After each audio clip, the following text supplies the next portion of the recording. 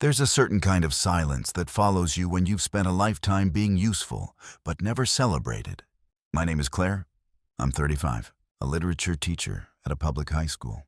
And if there's one thing I've mastered, it's invisibility. Not the dramatic kind, no tragic tales or raised voices, just the quiet erosion of presence over time. You learn to exist without expecting to be noticed. You become the coat rack, the designated driver, the one who always brings extra napkins and never gets mentioned in the toast. My family, oh, they're loud in a curated, Instagram filter kind of way. Affectionate when cameras are rolling, but when the noise fades, there's a clear hierarchy, and I've never sat near the top. That spot belongs to my sister, Emily. Emily, with her perfect smile and chaotic charm. Emily, who dropped out of 3 majors, changed cities like earrings, and still got labeled brilliant by our mom. She's the kind of person who sets things on fire and somehow gets applauded for her warmth. When she got engaged to Dylan, her latest in a string of soulmates, but this one with a family fortune, my mother practically sobbed from joy. A dream match, she whispered. We have to celebrate big, and by we, she meant me. I should have seen it coming. The call came 3 weeks before the dinner, her voice sugary, layered with fake hesitation. Claire, sweetheart, we're planning Emily's engagement dinner at that beautiful seaside place Dylan likes. Could you maybe help with the reservation, just to hold it? We'll pay you back. They wouldn't, of course they wouldn't, but I agreed. I always do. I booked the venue Ocean View, private room, floral arrangements, the works. Paid the $500 deposit. Custom ordered the cake she'd pinned on Pinterest. I even bought a bottle of champagne, engraved with their initials. Because even if I wasn't part of the spotlight, I could still be part of the light, or so I thought. The night of the dinner, I arrived at Coastline Ember, a glimmering restaurant perched at the edge of the bay. Everything smelled like sea salt and candle wax. Waves licked the edge of the deck just beyond the glass walls. The sky was fading into lavender, and inside, the celebration was already glowing.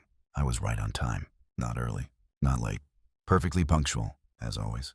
The hostess greeted me by name. Already briefed on the private reservation under Whitaker and Blake, she gestured toward the back patio, where fairy lights tangled above white linen tables and a jazz trio played in the corner. A gentle, curated elegance, the kind of night meant for memories.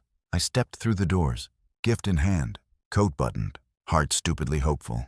That's when Emily spotted me. She was radiant, of course, draped in silk, champagne flute raised, laughter suspended mid-sentence. Her eyes skimmed over me and landed with a familiar smirk. Claire, hey, you made it. No hug? No thanks. Just that smile too sweet, too rehearsed.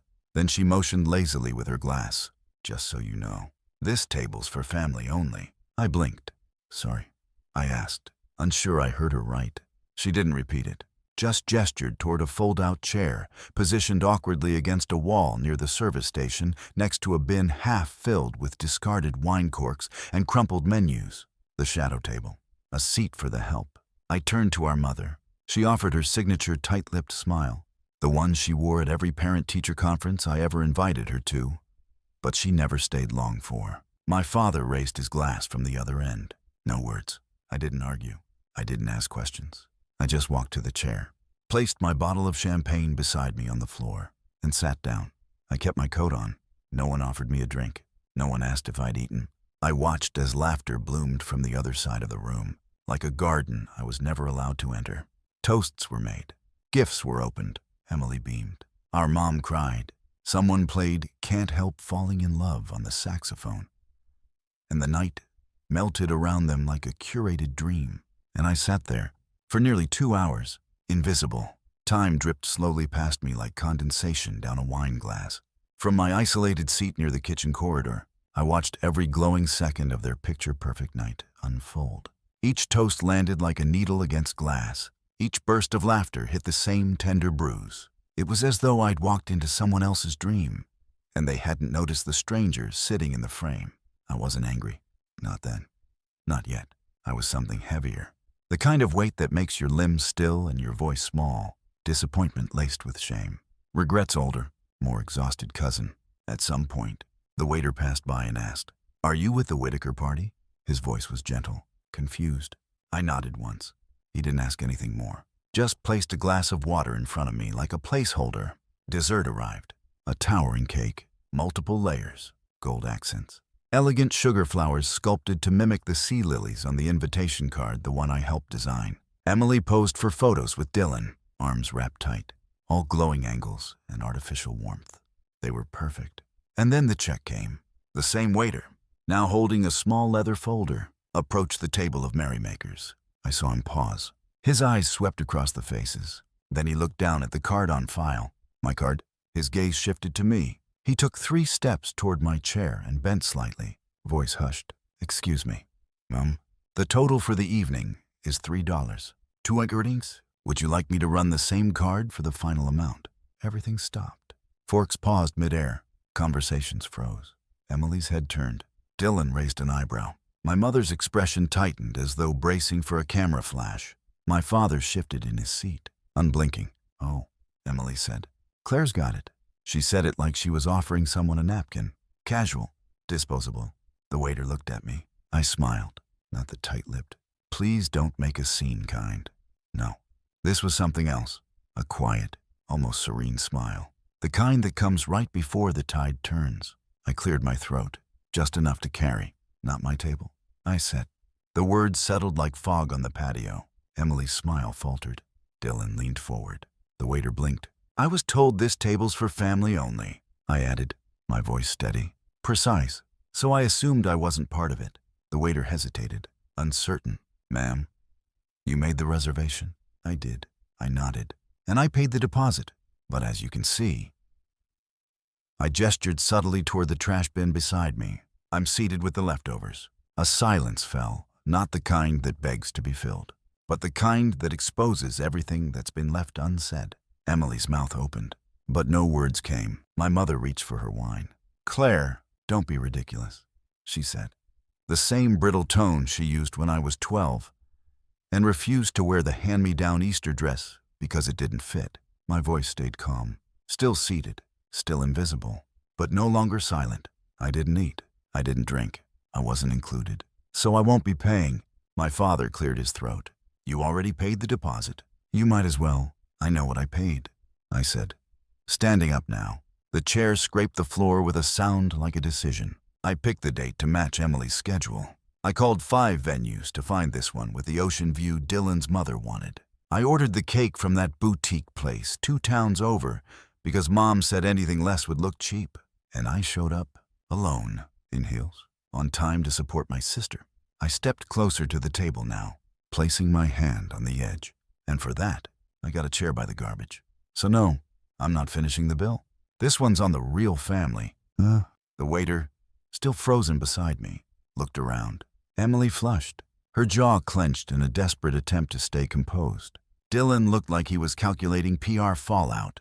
My mother opened her mouth, and then, surprisingly, shut it again. You're overreacting. Emily finally snapped.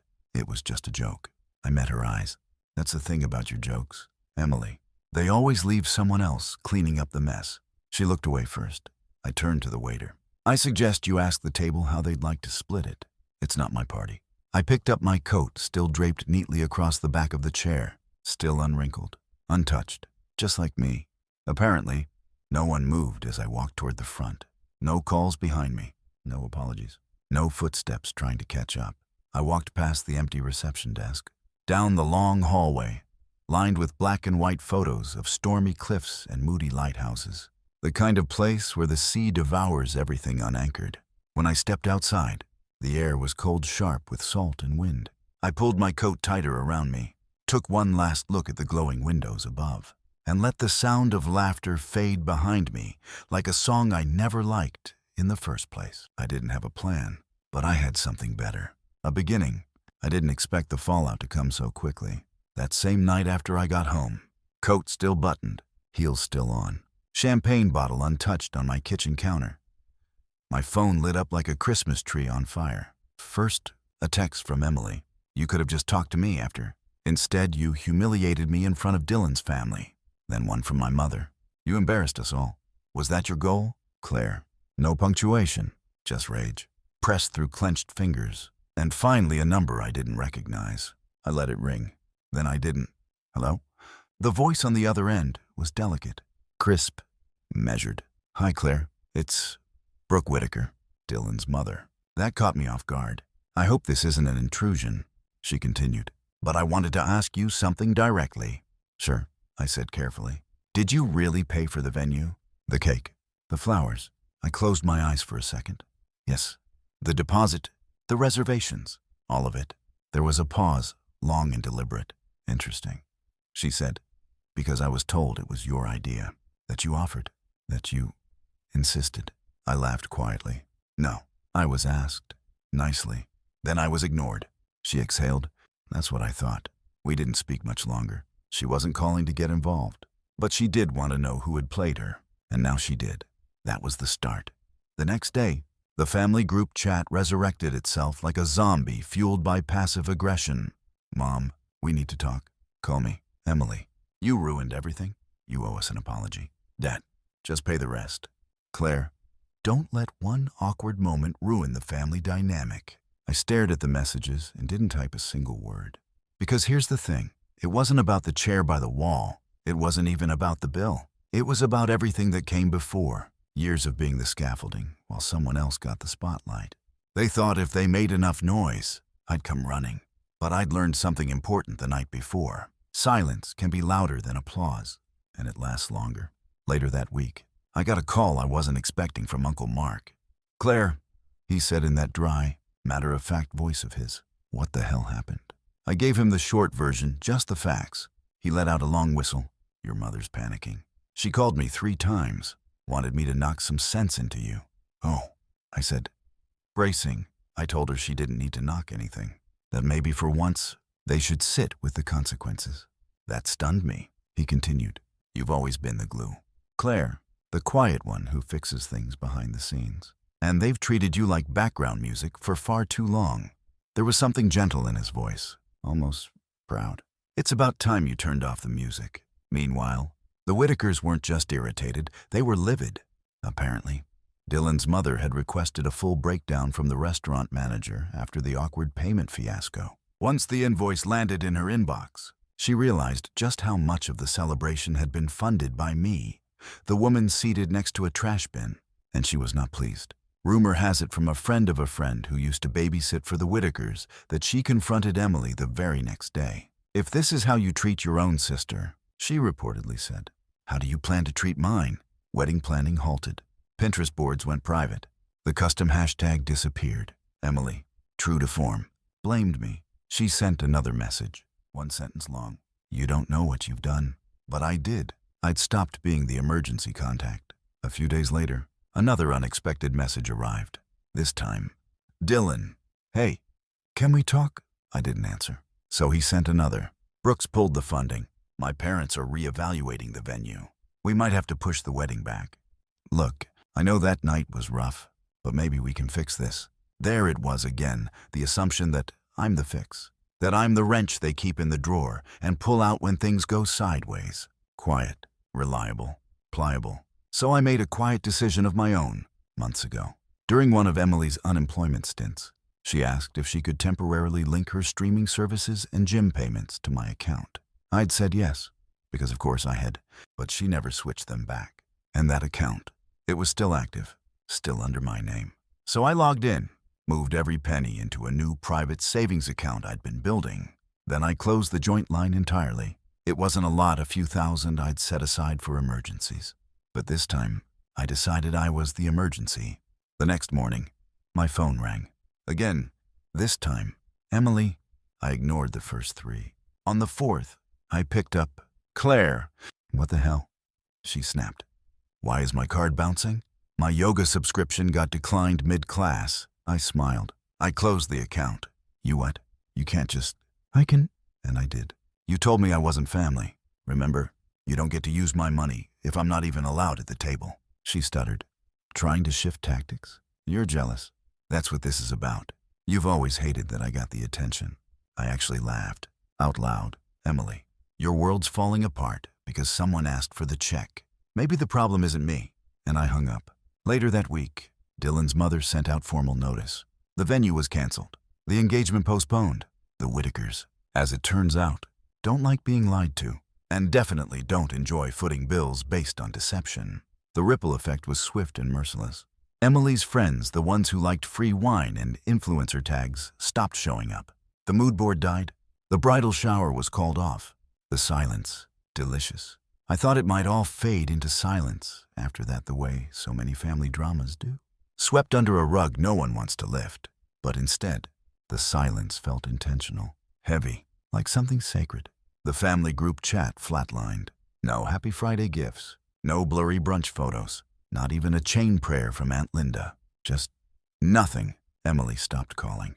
For someone who always insisted on being the center of everything, her absence was almost too quiet, like a fire that burned itself out while you were watching another room. And for once, I didn't feel the need to go back in and sweep the ashes. Then, one Sunday morning, when the sky was the color of wet slate and the ocean wind had started to bite, I heard a knock at my door. It was my mother. She stood on my porch holding a Tupperware container of lasagna. Her makeup was thin, her cardigan heavy. No camera-ready smiles this time. I didn't say anything at first. Just opened the door halfway and waited. "I brought you dinner," she said, lifting the container like it might break the tension. I didn't take it. I didn't move. I just wanted to talk, she added. Softer, no excuses. That part surprised me. So I stepped back and let her in. She sat at the same kitchen table I'd done homework on, growing up, the same one where she once told me to stop making things harder for Emily. When I asked why my little sister got a party for her B- and I didn't get a hug for my valedictorian speech, she folded her hands, cleared her throat. "Claire, I owe you an apology." I crossed my arms. "Just one." She flinched, but nodded. "There." She took a deep breath. I didn't see it. Not because it wasn't there, but because I didn't want to. Emily's always been loud. She takes up space, and you never asked for anything. You just handled things. Quietly. Efficiently. I think we got used to leaning on you without realizing we were standing on you. I didn't interrupt. Your father and I, we let it happen. We made you the safety net. And the worst part is, we stopped looking to see if you were fraying. There was a silence. She looked down at her hands. I know a lasagna and an apology don't fix that, but I needed you to hear it. From me. I looked at her. Really looked at her. Not the woman who picked Emily's side every time. Not the one who asked me to pay and then forgot to thank me. But a tired woman, shoulders dropped, who for the first time wasn't reaching for a defense. "Thank you," I said, finally. She nodded, slowly stood. She didn't ask me to forgive Emily. She didn't beg me to fix things. She just said, "Take care of yourself," and she walked out, leaving the lasagna on the table. Things didn't magically heal after that, but they didn't get worse either. My parents started texting me separately, small things, an article my dad thought I'd like, a holiday invite that included the words, "If you want to join." No pressure, not sweeping gestures, but small changes, intentional ones. Emily, as far as I know, is back living with Dylan, or maybe not. Rumors said she tried to salvage things with his family. But Mrs. Whitaker is apparently immune to crocodile tears, the kind of woman who once managed 3 construction sites in a hurricane season. Dylan's ring was returned. The venue refund was partial at best. I imagine Emily's version of the story features me as the villain, dramatic, selfish, always secretly resentful. But that's fine. Let her keep the fiction. I kept the receipts. As for me, I did something radical. I took that trip to Florence I'd been putting off for 3 years. Sat alone in cafes, drinking espresso too strong, and watching locals argue about soccer with the kind of passion my family never gave to me. I bought myself noise-canceling headphones. I learned how to make my own peace sound louder than their disapproval. I started seeing a therapist, not because I was broken, but because I was tired of handing out forgiveness like party favors and calling it healing. And slowly, I started building something of my own rhythm, my own traditions, my own table. Last week, I hosted my first dinner party. Just 6 friends, colleagues, neighbors. One girl I met at a poetry reading who now brings me fresh herbs from her balcony garden. I set the table with linen napkins and mismatched plates, lit the good candles I used to save for occasions that never came. We laughed, ate too much. No one reached for their phone. No one made me feel small. No one asked me to pay just because I'd be fine with it. Before dessert, one of them raised her glass. To Claire for hosting, and for setting the kind of table we actually want to be at. And in that moment, something in me clicked. I didn't cry. I didn't deflect. I just smiled and said, "You're all welcome, anytime, because I am no longer sitting next to the trash can. And this is my table now." Story 2. I'm Evan, 32M. I work as a data architect at a healthcare company and live a pretty quiet life. No wild parties, no drama. Solid job, clean credit, fully stocked emergency fund. I've always been the reliable one, which is a nice way of saying I'm the default problem solver in my family. My younger brother, Tyler, 30M, is the complete opposite. The free spirit, the visionary, the guy who's always working on some side hustle that never really takes off. He's the kind of person who thinks budgeting is manifesting abundance and genuinely believes vibes can pay rent. We weren't raised all that differently, same suburban home, same public schools, but our parents always seemed to see something extra in him. When I aced my AP exams, they'd nod and say, "Well, that's Evan." But when Tyler passed algebra on the third try, full-blown celebration dinner, that pattern didn't change much in adulthood. I got into a solid university, graduated in 4 years while working part-time and taking out manageable loans. Tyler, he hopped through 4 different majors, never finished any of them, and somehow our parents still funded every credit. Despite our differences, I always tried to be supportive. We shared a room for over a decade. I taught him how to drive, how to write his first resume. Even when he made mess after mess, I was usually the one cleaning it up both emotionally and, eventually, financially. That brings us to 8 months ago. Tyler had recently gotten engaged to a woman named Brooke, 29F. Smart. Driven. Great job as a speech therapist. Honestly, she seemed like the best thing to ever happen to him. She kept him grounded. For a while, it even looked like he was finally getting his act together. Around that same time, I'd been promoted and received a bonus that padded my savings a little more than usual. I'd been planning to use that money as a down payment for a condo within the next year or 2. It wasn't life-changing wealth, but it was mine earned through years of quiet effort. Then one night around 11, my phone rang. I was already half asleep, but I saw it was Tyler, so I answered. He sounded panicked, voice shaking, breathing hard. "Evan, I screwed up. I'm in real trouble." He said he'd lost his job 2 months ago, hadn't told anyone, not even Brooke. Instead of coming clean, he'd pretended to go to work every day, spent his hours at libraries and cafes. His savings were gone. He was 3 months behind on rent. His landlord had given him a final notice.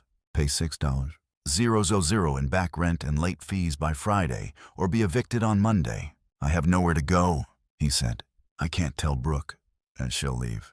I can't tell Mom and Dad, they'll never let me live it down. You're the only person I can trust." He wasn't crying, but his voice cracked, and that's all it took. I asked the usual questions. Did you try a payment plan? Can you sell anything? He claimed he'd exhausted all options, but he swore he had a job lined up. "Starting in 2 weeks, first paycheck. I'll start paying you back. 60 days. Tops." I should have said no.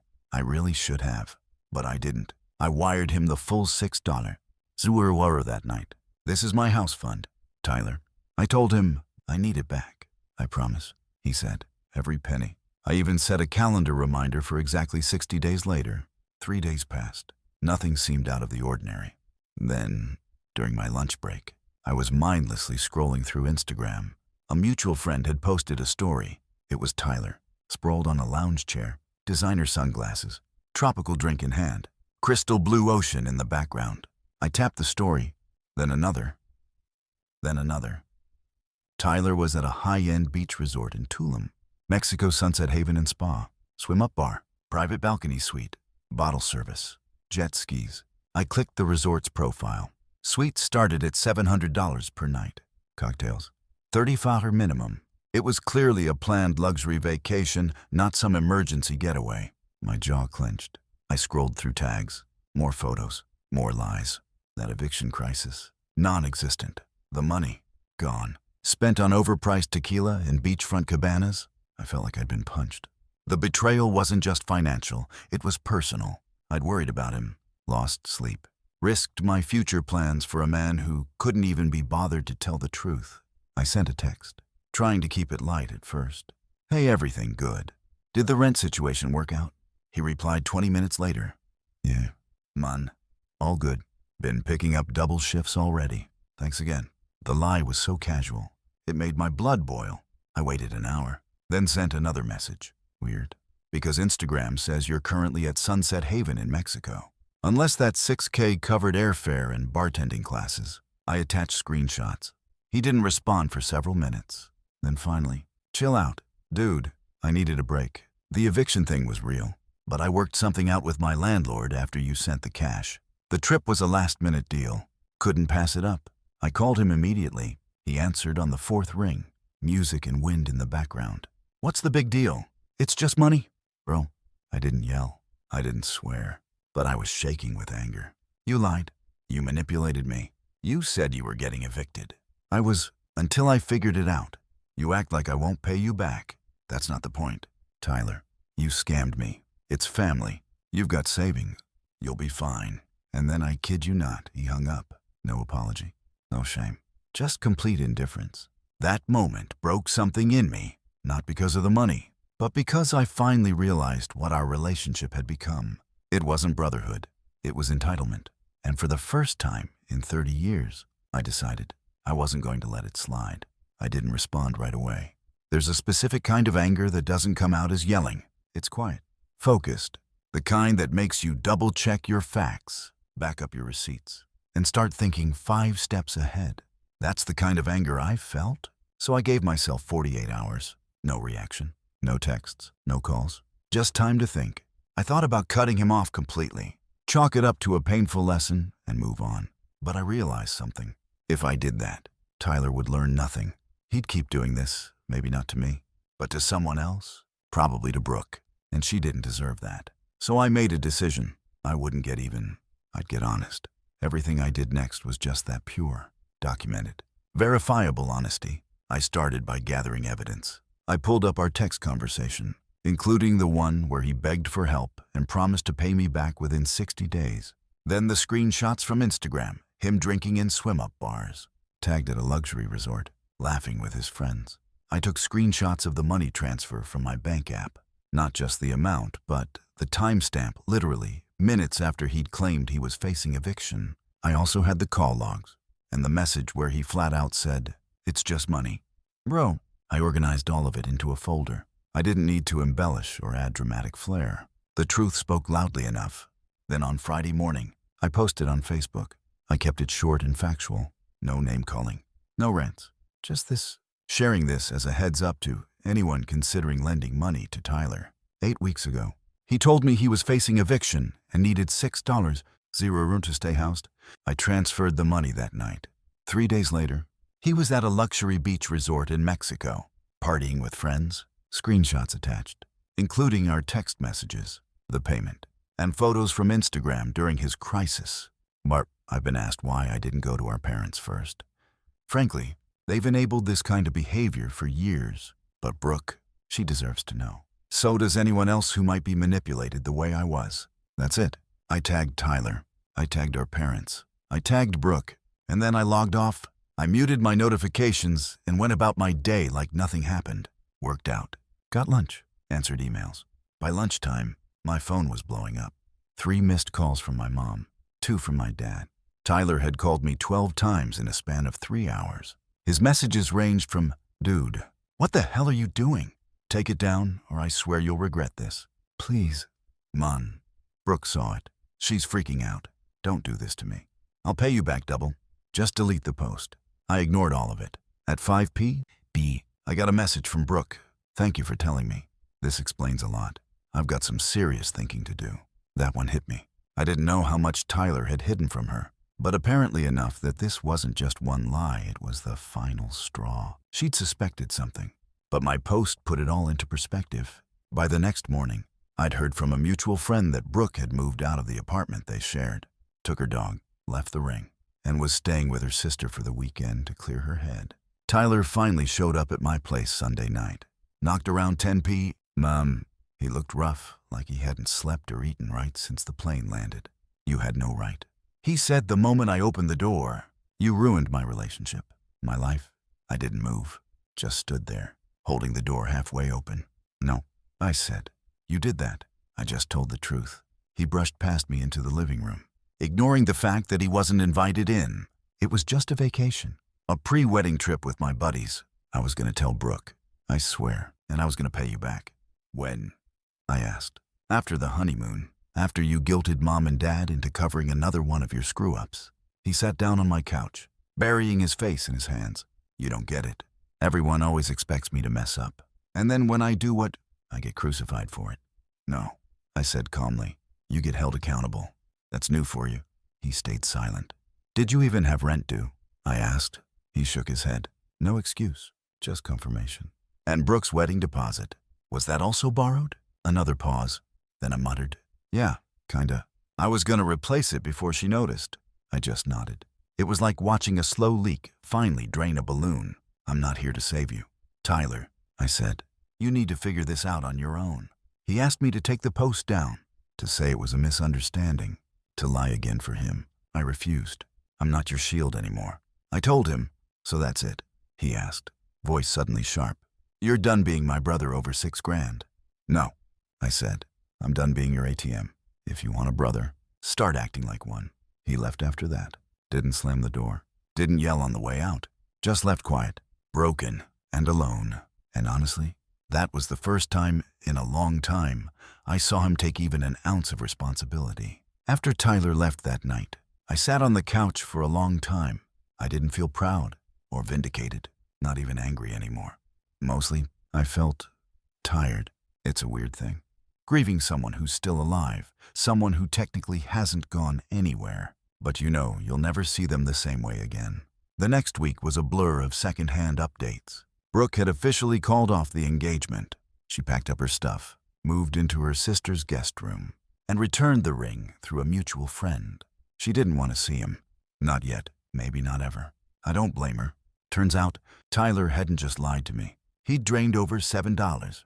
$0 from their joint wedding fund, promising to replenish it soon while spending it on weekend getaways, a new gaming console, and yeah, that Cancun trip. She hadn't even known the account was near empty until the florist called her, confused about a declined payment. Our parents. They finally stopped making excuses, at least for now. My mom called me 2 days after the post. Her voice was quieter than I'd ever heard it. We didn't know, Evan. We really didn't. You didn't want to know, I said, and she didn't argue. That was new. Dad didn't say much when we spoke. He just asked, "Are you okay?" Which honestly meant more than any lecture or guilt trip would have. They haven't cut Tyler off completely, but they haven't swooped in to fix things either. For the first time in his life, he's had to sit in the mess he made, and he's sitting with it. That surprised me. A week after the blow-up, he sent me a Venmo payment, $200. The note just said, "First step." I didn't respond. A few days later, another $150, then $250 every week since. Like clockwork. It's not much, but it's consistent, and that's more than I ever expected from him. He also got a job. Nothing glamorous, bussing tables at a restaurant a few blocks from his apartment. But it's work. Honest work. He even picked up bartending shifts on the weekends. Sold the PlayStation. Canceled his gym membership. Started biking to work instead of Ubering everywhere. It's not a transformation.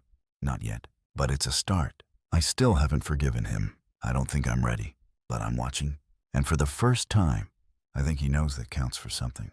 A few weeks ago, I bumped into Brooke at a coffee shop. She looked better.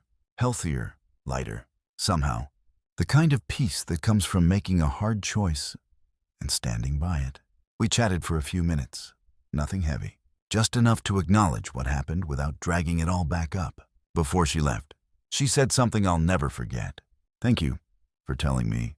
It didn't feel good, but it saved me from something worse down the road." I nodded, unsure what to say. "I'm sorry it had to go down like that." I said, "You don't have to be sorry." She replied, "He should be, and I think maybe he finally is." A few nights ago, Tyler showed up at my place again. Didn't come in, just stood in the hallway with an envelope. $200, he said. "That's this week's." I didn't want to do it online. Just felt wrong, I guess. I took the envelope. No words exchanged for a second. Then he said, "I know I said sorry before, but I didn't mean it the way I should have, so I'll say it again. And this time, I want you to actually hear it." I looked up. "I'm sorry, Evan. For real, not just for the money. For taking you for granted. For treating you like a backup plan.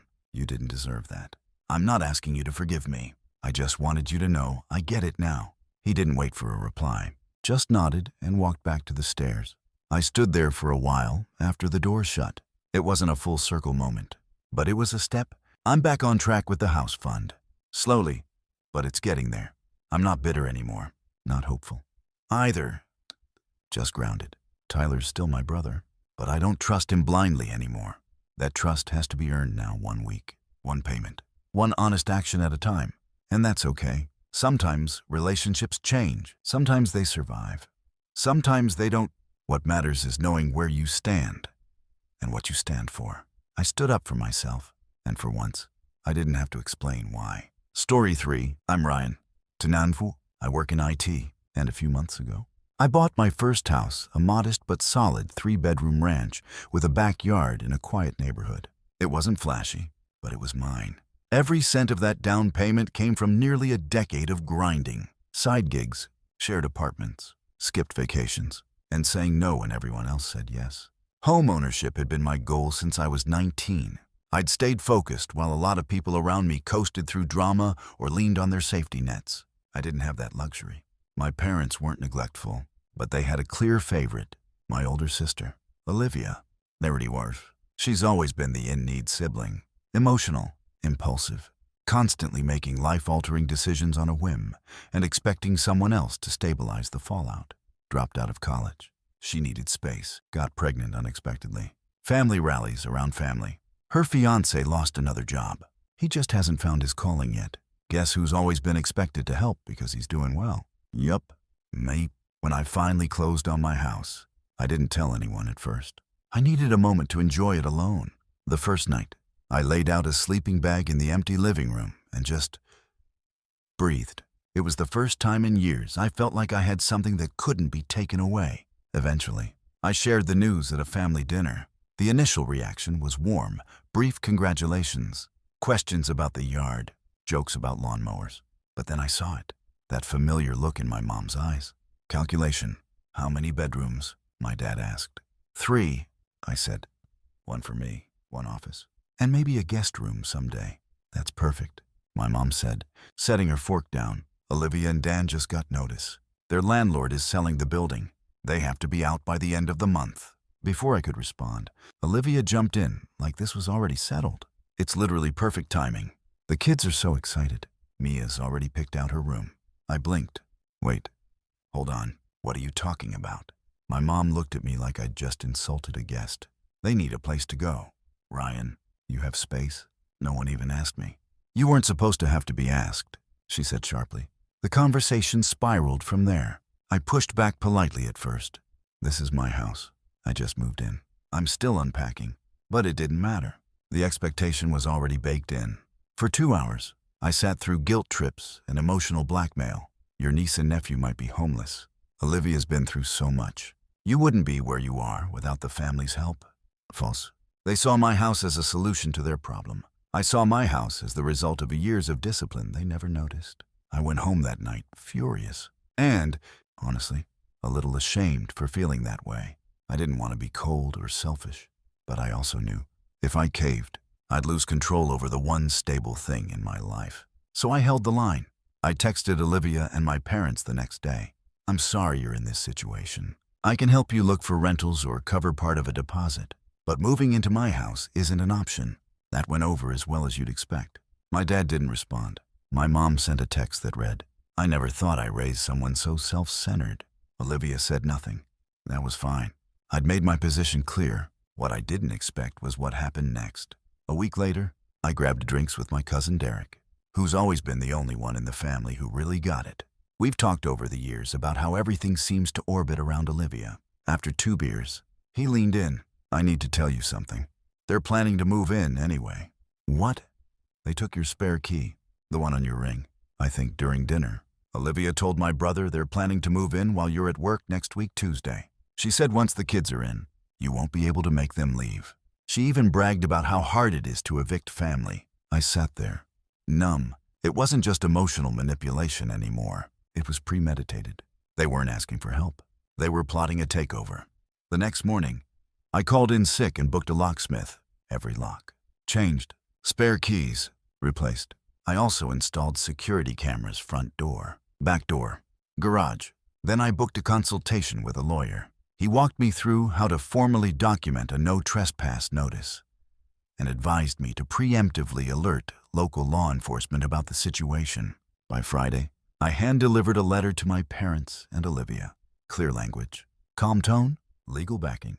It said, "You are not authorized to enter or reside at my property. Any attempt to do so will be considered trespassing."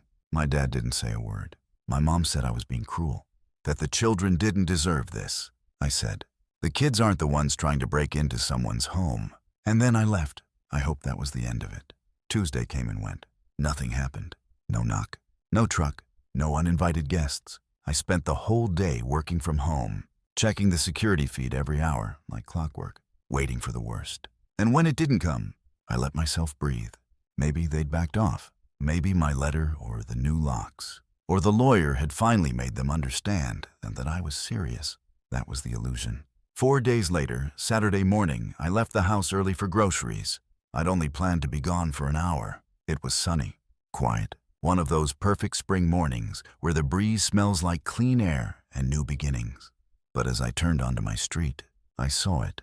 A moving truck, parked just outside my house. At first, I thought it had to be a mistake, someone else's delivery, maybe a neighbor's furniture. But then I noticed the van door open and Olivia's youngest, Maddie, skipping down my driveway with a juice box in hand. I parked fast and left the groceries in the car. The front door was cracked open. I stepped inside and my stomach dropped. Boxes, furniture, a plastic play kitchen in the living room, toys already spilling out of open bins. And down the hall, I heard Olivia giving directions like she owned the place. Dan walked past me with a box labeled pots and pans, like I wasn't even standing there. "Where do you want this, babe?" he asked, loud enough for me to hear. Then Olivia appeared in the hallway. She blinked when she saw me, then smiled like nothing was wrong. "Wow, you're home early?" I didn't speak. I couldn't. "We figured we'd get settled in before you got back. It's easier for the kids that way. Less confusing." I finally found my voice. "How did you get in?" She didn't flinch. "Dad called a locksmith. Told them he was checking on your place while you were away for work. He showed them a family photo and some of your old mail from the car." She shrugged. "It worked." She said it like it was clever, like it was no big deal. Like breaking into someone's home could be explained away with a family portrait and a lie. Greg appeared again, this time holding a toolbox. "Need to tighten the cabinet hinges," he said casually. "They're a little loose." I stared at both of them. "Get out," I said, quietly. Olivia laughed. "Ryan, be serious. The kids have already picked out their rooms." Maddie's thrilled about the pink one. "Get out." Dan stopped walking. Olivia crossed her arms. "You can't just kick us out. We're family." And that's what broke whatever part of me had been trying to keep calm. "You're not guests. You broke in." "That's illegal. I'm calling the police." Dan stepped toward me. "You wouldn't do that to your niece and nephew. You're really going to make them homeless." "I'm going to do whatever it takes to protect my home," I said, already dialing. The moment Olivia realized I wasn't bluffing, her tone flipped. She went from smug to panicked in a heartbeat. "Ryan, please, let's talk about this. You're overreacting." But it was too late. The cops arrived 20 minutes later. I showed them the footage from the door camera, the letter I'd sent, the ownership documents, everything. They took it seriously. The officer pulled me aside and said, "Technically, we could arrest them for trespassing right now. But if you're willing to have them removed without pressing charges, we'll start there." I agreed. For the kids' sake, the police walked Olivia and Dan through the process, told them clearly this was unauthorized entry. This was trespassing. They needed to leave now. Olivia started crying, loudly, saying things like, "He's my brother, and the kids need stability, and this is so cruel." Dan went quiet, packed in silence. The kids were confused. Of course, I felt awful watching them cling to boxes of toys while their parents tried to spin it like I was the problem. And right before they drove off, my mom arrived. Apparently, Olivia had called her during the chaos. She stormed up to me in the driveway, red in the face. "How could you do this? Those children will never forget this day." "Oh, good," I said, "because maybe they'll remember not to lie and break into someone else's house someday." She shook her head like I was a stranger. "You're turning your back on family." "No," I said. "You just assumed you could walk through mine. After the truck pulled away, I stood in my empty house for a while. Everything was exactly where I left it. But somehow, It all felt different, like something had shifted. Maybe not in the family, but in me. That night, I changed the locks again, reprogrammed the security system, not because I was scared, but because I was finished hoping they'd respect the rules. This time, I was just protecting the line and making sure no one crossed it again. After they left, the house was quiet again, but it wasn't the same kind of quiet I'd felt that first night on a sleeping bag with nothing but echo and fresh paint. This one carried a weight, like the silence after a storm when everything's still. But you know, something's changed. I sat on the couch for a long time, letting it settle. They were gone. I'd stood my ground. And still, I didn't feel victorious. I just felt tired. The fallout started quickly. My dad texted once, not to apologize, not even to ask what happened. Just this, don't come to family events. You've made your choice. My mom didn't reach out again. Olivia didn't either. But the story made its way around. Some of it warped, some of it sanitized. My parents told our extended family that I'd refused to help during a time of need. No mention of the break-in. No mention of locksmith fraud or planning behind my back. Just that I turned my back on Olivia's kids. Some relatives bought it. I got a few disappointed messages. One aunt said, "You'll regret this someday." I didn't reply. Others reached out privately, cousins, mostly people who'd seen the patterns play out over the years and understood. A few even shared their own stories of being guilted, pressured, used. Funny how shared truth brings people out of hiding.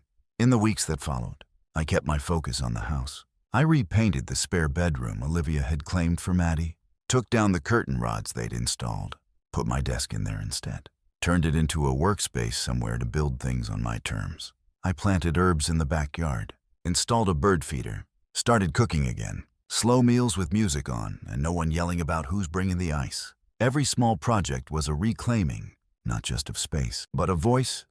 3 months after the break-in, I got a text from Olivia. It was short. Found a place through a local housing program. Kids are settled. Still think you were wrong, but it worked out. That was it. No apology. No explanation. Just a half-baked peace offering laced with a jab. I stared at it for a while. It brought up more than I expected. Memories of us as kids. Playing video games. Fighting over cereal. Her teaching me how to climb trees. And then, slowly, the drift. The favoritism. The manipulation. The guilt that never quite came with a receipt, but always cost me something. She used to be my sister. Now she was a warning. I typed a few replies, deleted them all, then finally sent. I'm glad the kids are doing okay. Nothing else. No invitation. No opening. Just a marker in the sand. I care about them, but I'm not letting you back in the door. A few weeks later, my mom called. I let it ring, then answered. She didn't apologize either. Thanksgiving's at our place this year. 4 o'clock. If you want to come. I waited. No acknowledgement of the break-in. No mention of police or boundaries. Just a reset, like nothing had happened. Thanks, I said. But I've made other plans. I had not yet. But after I hung up, I did. I called a few friends who had been in my corner through it all. The ones who didn't offer, maybe they didn't mean it, excuses. The ones who showed up with tools or coffee when I needed them. We did Thanksgiving at my place. Just 6 of us. A folding table, mismatched chairs, and too much pie. No drama, no guilt, just laughter, conversation, and the steady comfort of being with people who respected the space I'd carved out for myself. That was the first holiday I didn't feel obligated to survive. I actually enjoyed it. It's been 6 months now. I'm still mostly estranged from my immediate family. We exchange the occasional surface-level message weather updates. Secondhand photos of birthdays I'm no longer invited to. I've stopped trying to explain myself to people who never tried to understand me in the first place. Olivia and I had coffee once. It was stiff, cautious, but civil. She admitted the housing program helped more than she thought it would, that it connected them with budgeting tools, childcare resources, job placement programs. They're doing okay now, maybe even better than they would have been under my roof. She didn't say thank you, but she didn't blame me either. That, weirdly, felt like progress. The house, still mine, still quiet, but now that quiet feels earned. I've filled it with things that matter, not just furniture, but peace, a garden I tend on weekends, shelves lined with books I finally have time to read, a front door that only opens for people I trust. The spare key now belongs to my friend Matt, the one who checked in every week during the chaos. He's never used it, except once. When I locked myself out, he texted first. You good with me grabbing the key? Just that simple, respectful. Everything I ever wanted from people who claimed to love me. I don't know what the future holds for my relationship with my family. Maybe someday things will mend, but I'm not waiting for that. I'm not holding the door open for people who try to force their way in. What I've learned is this. Sometimes protecting your peace costs you people, but the right people don't charge you that price in the first place.